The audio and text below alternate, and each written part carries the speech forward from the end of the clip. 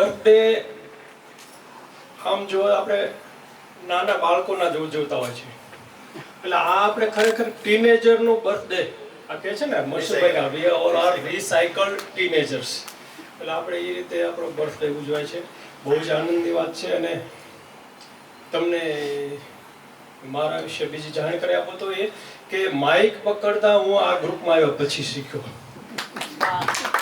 કારણ કે ગાવાની તો વાત અલગ બાજુ રહી, ઓફિસ મિટિંગમાં આપણે વાત કરી હોય એ વસ્તુ અલગ છે, પ્રિપેરેશન કરીને જતા હોય, પણ આ રીતે પબ્લિકલી આપણે બોલવું અને માઇક પકડી અને ગાવું.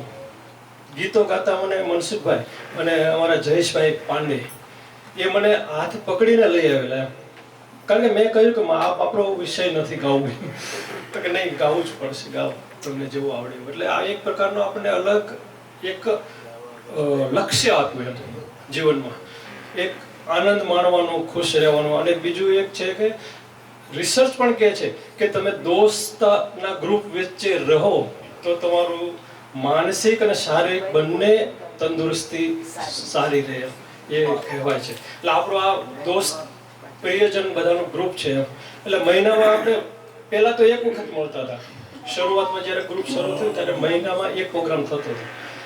અત્યારે તો આપણે અઢળક પ્રોગ્રામ હોય છે. મહિનામાં તો આપણે 4, 5, 6, 7 કે નક્કી નહીં.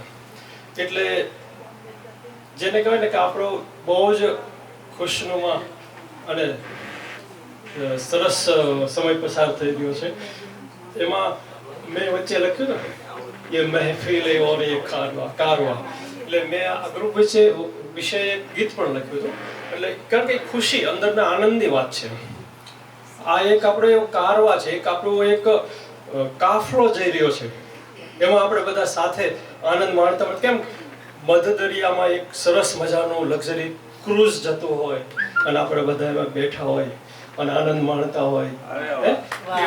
એવો આ ક્રૂઝ અથવા કાફલો છે, એમાં આપણે પસાર થઈ રહ્યા છે. એટલે આ બાબત મનસુખભાઈને અને આપણા એડમિન બધા ગ્રુપ છે એમને બધાને ખૂબ ખૂબ ધન્યવાદ. અમને આ રીતનું જે વાતાવરણ આપ્યું એ બદલ આભાર.